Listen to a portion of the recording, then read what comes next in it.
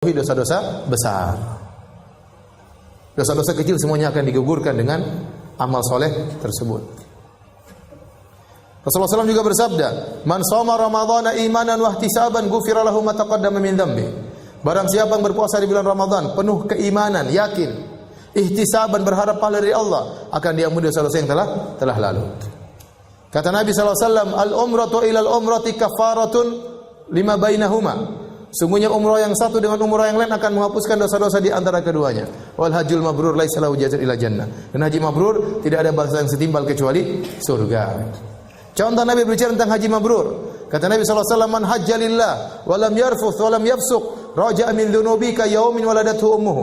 Barang siapa yang berhaji ikhlas karena Allah, tidak melakukan kemaksiatan, tidak mengucapkan kata-kata kotor, maka dia akan bersih dari dosa-dosanya seperti baru lahir dari perut ibunya. Berarti haji menggugurkan apa? Dosa-dosa. Kata Nabi SAW, "Fitnatur rajuli fi ahli wa malihi wa waladihi tukaffiruha salatu wa siyamu wa sadaqatul amr bil ma'ruf wa nahyu 'anil munkar." Fitnah seorang berkaitan dengan istrinya, berkaitan dengan anak-anaknya, berkaitan dengan hartanya bisa diampuni, bahkan dalam sebagian riwayat berkaitan dengan tetangganya bisa diampuni dengan salatnya, puasanya, sedekahnya, amar ma'ruf nahi munkar. Apa maksudnya fitnah seorang dengan istrinya? Maksudnya dia melakukan dosa-dosa berkaitan dengan istrinya. Contoh, dia tidak menunaikan hak istrinya. Contoh, kalau dia punya istri lebih dari satu, dia lebih condong kepada salah satunya. Ini dosa-dosa berkaitan dengan apa? Istri. Contoh, dia suka menyakiti hati istrinya, dia menzalimi apa? Istrinya. Maka itu bisa digugurkan dengan salat, puasa, sedekah.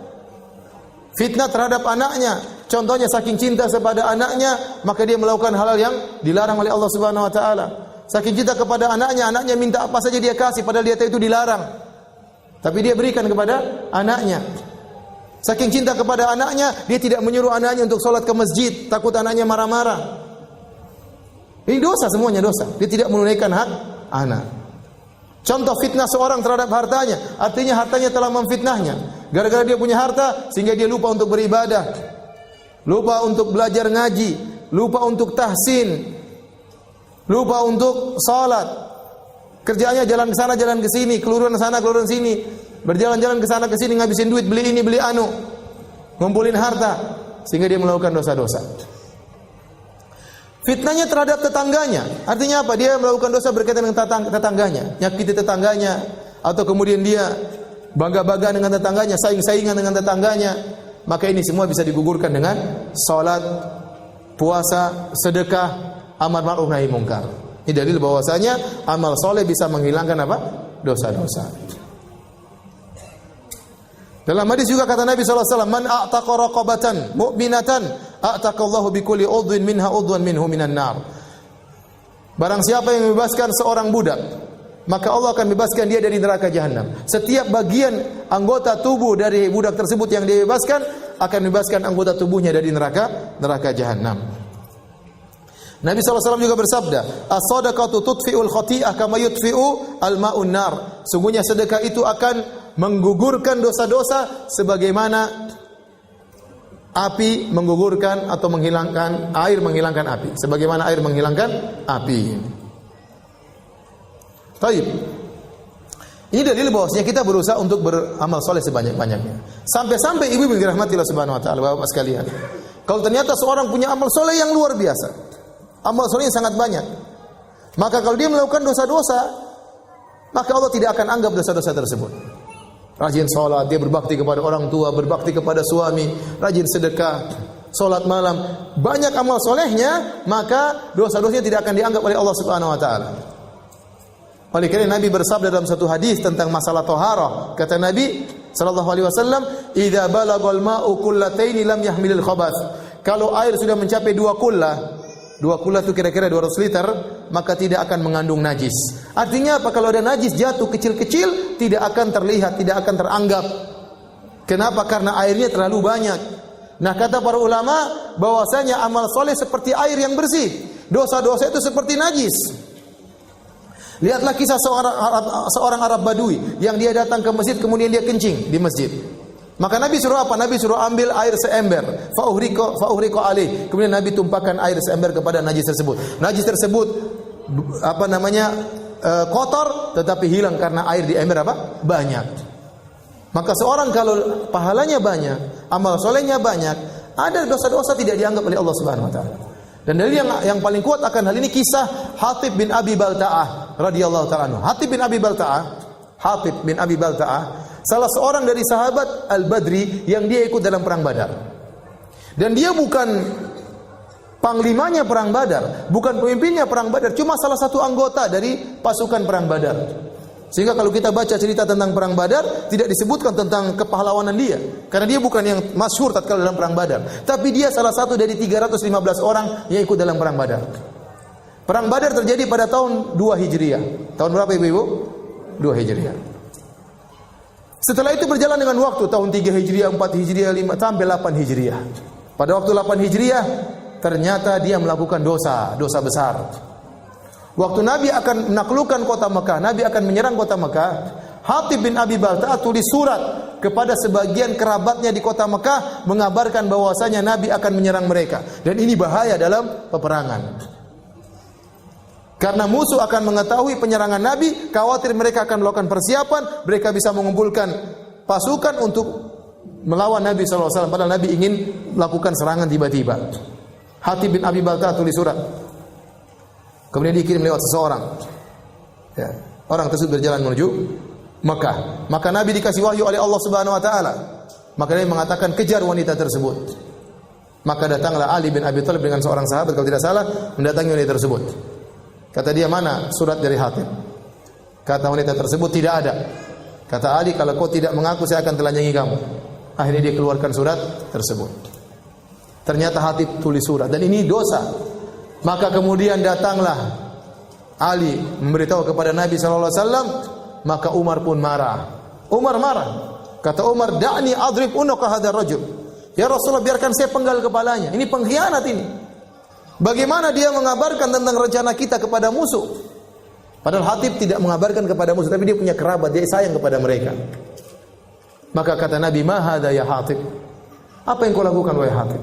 Maka Hatib menjelaskannya, "Rasulullah, itu ada keluarga saya ingin mereka punya hutang budi sama saya. Bukan maksud saya untuk memberitahu kepada orang-orang kafir yang lain, tidak, kepada mereka saja."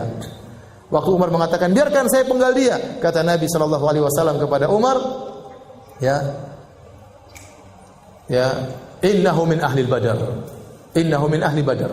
Wahai Umar, ini Hatib pernah ikut perang Badar. Ini Hatib pernah ikut perang Badar. Wa may yudrik la Allah taala ala ahli Badar faqala i'malu ma syi'tum qad ghafartu lakum. Bisa jadi Allah telah melihat para penghuni, para peserta perang Badar. Allah berkata kepada mereka, "Lakukan yang kalian kehendaki, aku telah ampuni kalian." Maka Umar pun menangis. Kenapa? Karena Umar juga ikut perang Badar. Jadi perhatian kita di sini, Hatib ikut perang Badar pada tahun 2 Hijriah. 6 tahun kemudian dia bermaksiat. Ternyata maksiat tersebut dimaafkan oleh Allah. Kenapa? Karena dia pernah ikut perang Badar. Kenapa dia pernah melakukan amal soleh yang luar biasa? Sebanyak, kalau kita katakan air di sungai atau air di lautan. Dosa yang dia lakukan tadi waktu dimasukkan ke dalam lautan kebaikannya lebur, tidak ada nilainya. Maka seorang berusaha melakukan amal soleh sebanyak-banyaknya. Mumpung masih muda, mumpung masih bisa baca Quran, mumpung masih kuat sholat. Kalau masih bisa sholat, segera sholat banyak-banyak. Nanti ada waktu nggak bisa sholat lagi, rukuk saja setengah mati, sudah nggak bisa 90 derajat, sudah miring begini. Ada yang sudah tidak bisa, sudah sholatnya di tempat duduk, nggak bisa. Sekarang masih giat sholat terus, masih giat baca Quran, masih giat sedekah, masih punya duit sedekah. Kumpulkan pahala sebanyak-banyaknya. Kumpulkan lautan kebaikan. Karena kalau kita punya lautan kebaikan, ada maksiat terkadang tidak dianggap oleh Allah Subhanahu wa taala. Demikian juga kata Nabi dalam satu hadis, "La yadkhulun nara ahadun baya'a tahta hadhihi syajarah." Seorang yang tidak akan masuk neraka seorang pun yang membaiat aku di bawah pohon ini. Di bawah pohon ini, itu Syajaratul Ridwan, pohon Ridwan. Ini Nabi ucapkan tatkala tahun 6 Hijriah. Tatkala Nabi ingin umrah bersama sekitar 1.400 orang atau 1.400 orang sahabat. Kemudian mereka membaiat Nabi, siap membela Nabi sampai titik darah penghabisan. Maka Nabi berkata, "Tidak akan masuk neraka seorang pun yang membaiat aku di bawah pohon ini." Artinya apa? Amalan mereka sangat luar biasa. Kalau mereka melakukan dosa-dosa, tidak akan dianggap oleh Allah Subhanahu wa taala. Jadi Kalau seorang melakukan dosa, segera lakukan kebaikan. Apa kata Nabi sallallahu alaihi wasallam? Wa atbi'is sayyi'ata al-hasanata tamhuha. Kalau kau melakukan keburukan, segera tutup dengan kebaikan, niscaya kebaikan tersebut akan menghapus dosamu. Jadi, ibu-ibu dirahmati Allah Subhanahu wa taala, Bapak sekalian, kalau kita melakukan dosa, segera kita lakukan banyak kebajikan-kebajikan. Kebajikan-kebajikan besar diantaranya berbakti sama orang tua. Ibu-ibu, kebajikan paling besar adalah berbakti kepada suami, urus anak-anak. Ya. Saya ulangi, ibu-ibu, kebajikan paling besar apa? Berbakti sama siapa? Masya Allah, ibu sudah pintar-pintar semuanya. Ya. Tinggal dipraktekkan, ya. Tinggal dipraktekkan, bukan cuma teori doang. Ya. Ini pahala-pahala yang sangat besar. Sabar, ya, berjuang, ya, dan yang lainnya.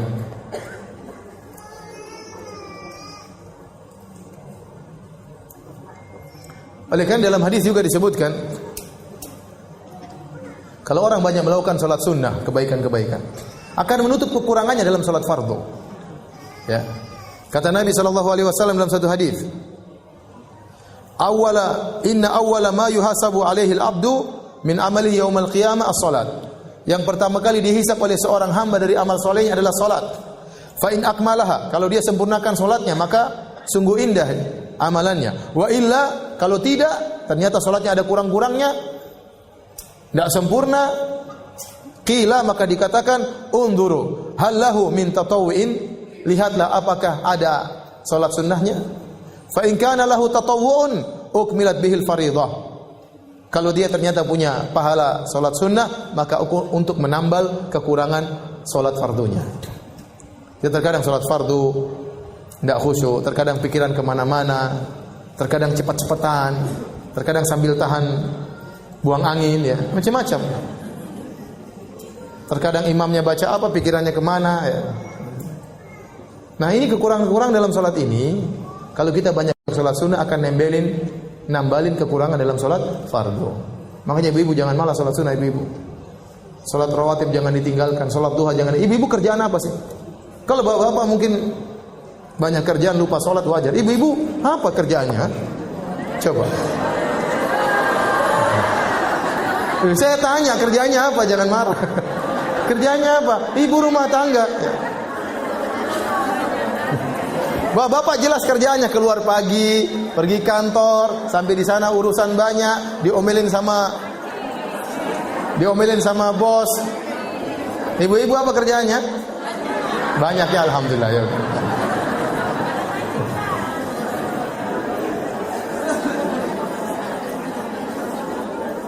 Ibu-ibu baper banget, ya. Santai aja ya. Jadi mumpung kita ada umur, mumpung kita ada tenaga, mumpung ada waktu, jangan lupa salat sunnah, ya. Salat sunnah, jangan malas. Salat rawatib, ya. Sebelum salat, sesudah salat, jangan malas. Baik.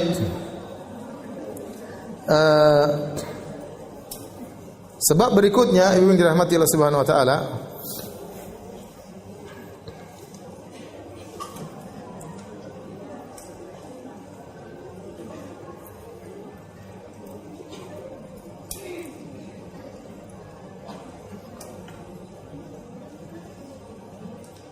tadi sebab yang keberapa? Yang ketiga. Sekarang yang keempat. Di antara sebab yang menjadikan dosa-dosa seorang tergugurkan adalah doanya kaum mukminin kepadanya. Contoh yang nyata akan hal ini adalah doanya kaum mukminin dalam salat jenazah. Allahumma ighfir li hayyina wa mayyitina, Allahumma ighfir lahu warhamhu wa'fu anhu. Ya Allah, ampunilah dia, rahmatilah dia, dan seterusnya. Oleh karena disyariatkan salat jenazah. Salat jenazah itu intinya apa? Intinya doa. Makanya enggak ada ruku, makanya enggak ada sujud. Dibuka cuma Al-Fatihah, salawat kepada Nabi, kemudian berdoa. Sebagaimana kalau kita berdoa, dianjurkan memuji Allah, terus bersalawat, baru kita minta. Nah, salat jenazah demikian. Takbir pertama Al-Fatihah. Takbir kedua, salawat kepada Nabi.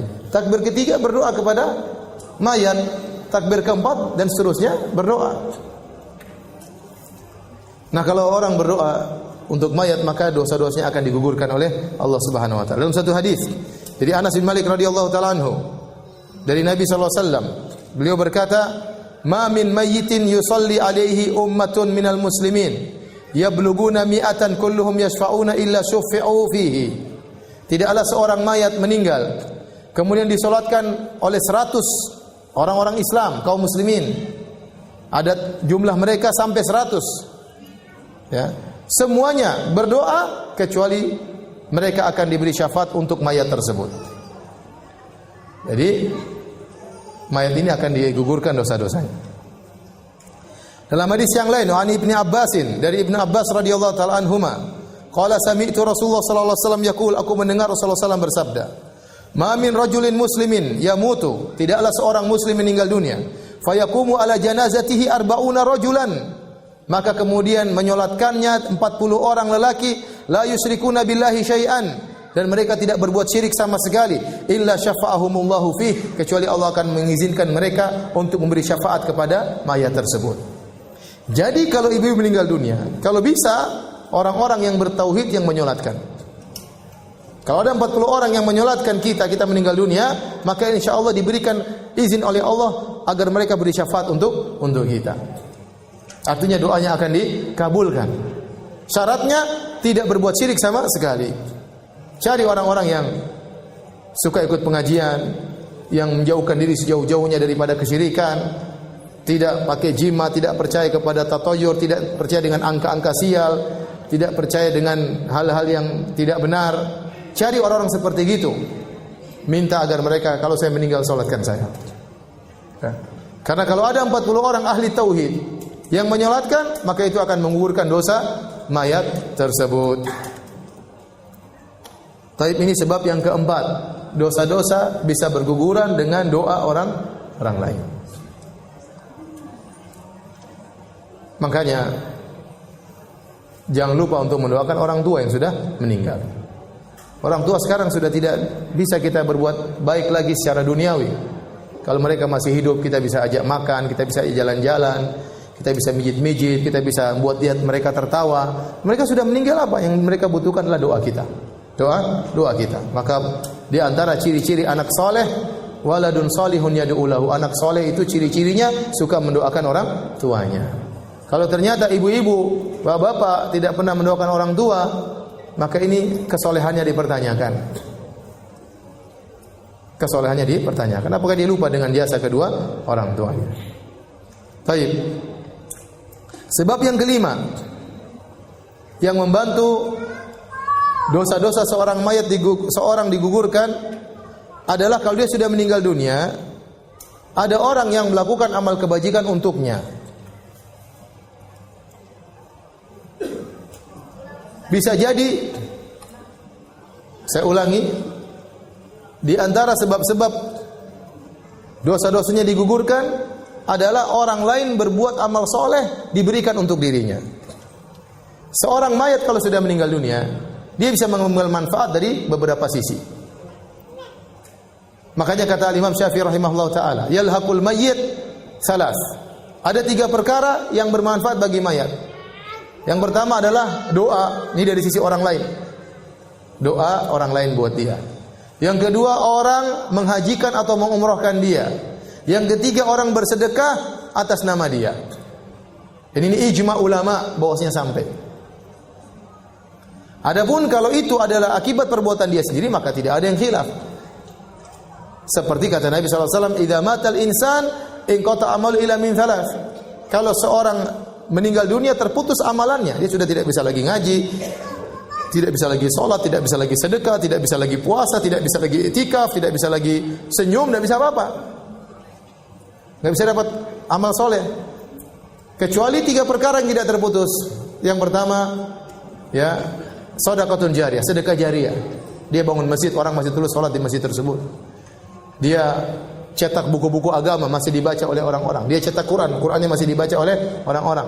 Dia gali sumur, sumurnya masih dimanfaat oleh orang banyak. Dia bikin program, dia bagi, akhirnya program tersebut dimanfaat oleh banyak orang gratisan. Ini sedekah jariyah. Dia tulis buku, banyak orang yang baca. Dia ceramah di YouTube, ternyata dia sudah meninggal, ceramahnya masih didengar oleh banyak orang dapat hidayah. Ini semua adalah amal jariyah. Di antaranya ilmu yang tafa'u bihi, ilmu yang bermanfaat tadi saya sebutkan tadi. Ilmu bermanfaat tadi, ceramahnya atau bukunya. Ya, kalau sedekah jariah tadi, dia bangun masjid, dia gali gali sumur, ya, dan airnya terus dimanfaatkan. Ini amal dia. Nah, apakah amal orang lain bisa bermanfaat bagi dia? Kalau amal dia jelas itu hasil usaha dia. Wa laysa lil insani illa ma sa'a. Dan tidak ada bagi manusia kecuali apa yang diusahakan. Namun ada amal orang lain bermanfaat bagi dia. Tadi kata Imam Syafi'i 3 perkara. Apanya? Doanya orang lain. Kemudian apa? Haji dan umrohkan dia dan sedekah untuk dia. Jadi kalau ternyata kita punya anak-anak soleh, ternyata anak-anak kita kemudian di kemudian hari memiliki uang, mereka ingin hajikan kita. Masya Allah, kita sudah meninggal dapat pahala haji. Mereka umrohkan kita sudah meninggal dapat pahala umrah. Kemudian mereka bikin masjid, pahalanya untuk bapaknya, sedekah, maka lari kepada bapaknya. Mereka bagi makanan kepada fakir miskin, niatnya untuk bapaknya, untuk ibunya, pahalanya ngalir. Jadi ini akan menggugurkan dosa-dosa kita. Makanya penting kita untuk mendidik anak-anak yang saleh, ya, agar mereka tatkala kita sudah meninggal dunia masih ingat dengan kita. Baik.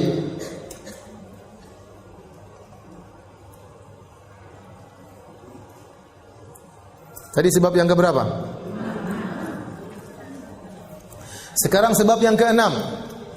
Dosa-dosa bisa digugurkan adalah syafaat Nabi sallallahu alaihi wasallam. Syafaat Nabi sallallahu alaihi wasallam. Terlalu banyak dalil-dalil yang menunjukkan Nabi memberi syafaat kepada umatnya. Kata Nabi sallallahu alaihi wasallam, "Syafaati li ahlil kabairi min ummati."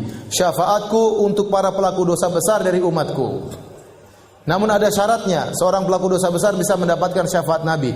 Dia tidak boleh melakukan kesyirikan. Makanya kata Nabi sallallahu alaihi wasallam waktu ditanya oleh Abu Hurairah, "Ya Rasulullah, man as'adun nasi bi syafa'atika yaumal qiyamah?" Wahai Rasulullah, siapa orang yang paling bahagia mendapatkan syafaatmu pada hari kiamat? Kata Nabi sallallahu alaihi wasallam, "Man qala la ilaha illallah khalisan min qalbih." Seorang yang mengucapkan la ilaha illallah ikhlas dari hatinya. Maka seorang semakin tidak ingin dipuji oleh orang lain. Seorang yang semakin menyembunyikan amalannya. Seorang yang tidak suka men-share amal solehnya. Seorang yang suka menutupi amal solehnya.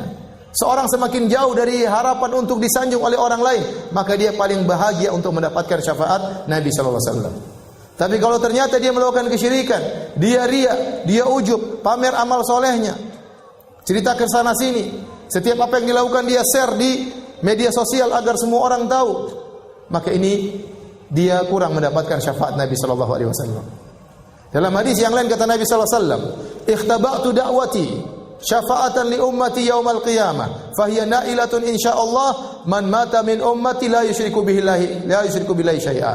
Aku menyisakan doaku yang pasti dikabulkan sebagai syafaat bagi umatku. Niscaya syafaatku ini akan mengenai seluruh orang yang meninggal dari umatku yang tidak berbuat syirik sama sekali kepada Allah Subhanahu wa taala. Makanya anti kalau ingin dapat syafaat, bapak ingin dapat syafaat dari Nabi sallallahu alaihi wasallam, jangan melakukan apa? Kesyirikan. Nah, kalau Nabi sudah beri syafaat, dosa-dosa bisa gugur. Makanya Nabi berkata, "Syafaati li ahlil kabairi min ummati." Syafaatku untuk pelaku dosa besar dari umatku. Berarti dosa-dosanya bisa gugur gara-gara syafaat Nabi sallallahu alaihi wasallam. Semoga Allah menganugerahkan kepada kita syafaat Nabi sallallahu alaihi wasallam. Allahumma syafi'hu fina. Amin ya rabbal alamin. Taib. Sebab yang ketujuh. Musibah-musibah yang Allah timpakan kepada seorang hamba untuk menghapuskan dosa-dosanya. Ini terlalu banyak dalilnya. Kata Allah Subhanahu wa taala, "Wa ma asabakum min musibah fabima kasabat aydikum wa ya'fu an katsir." Tidak ada satu musibah pun yang menimpa kalian kecuali akibat perbuatan kalian.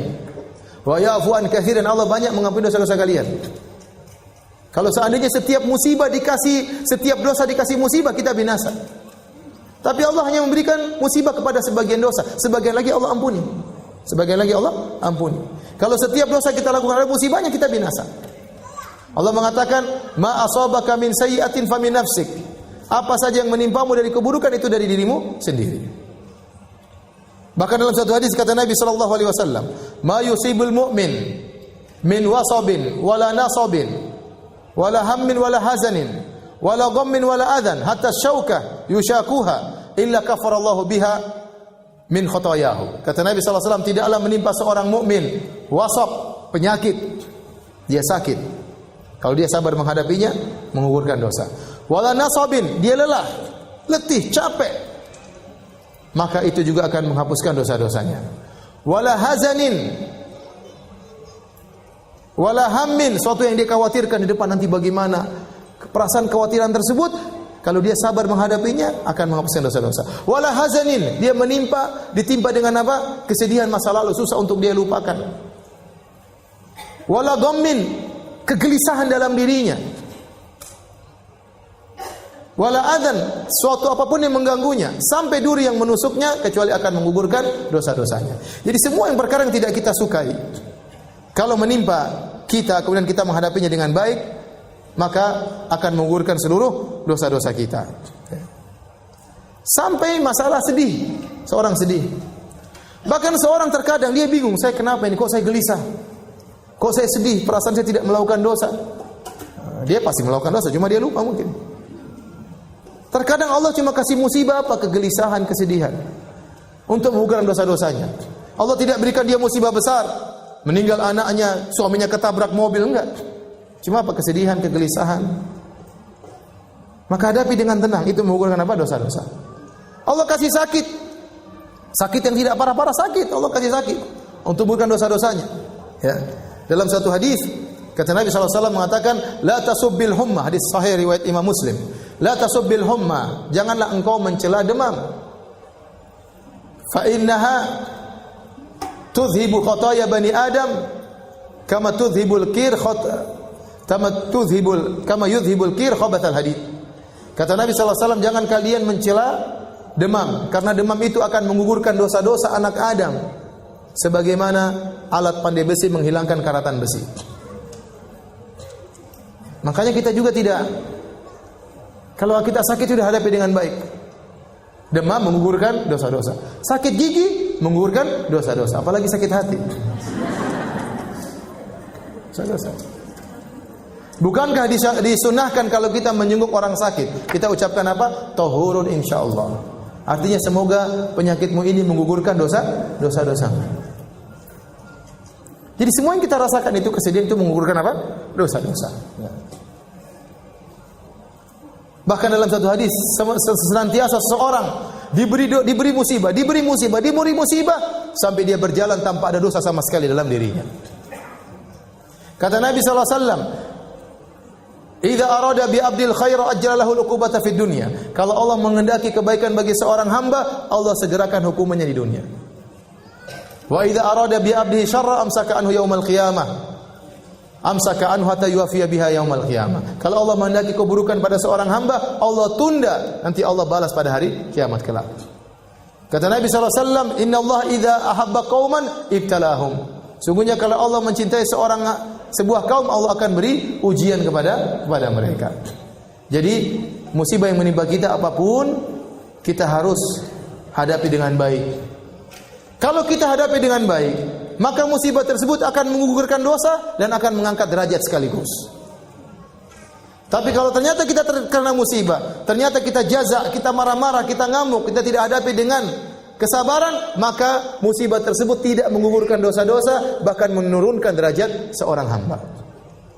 Jadi ibu-ibu hadapi permasalahan dengan tenang. Ibu-ibu sakit, tenang.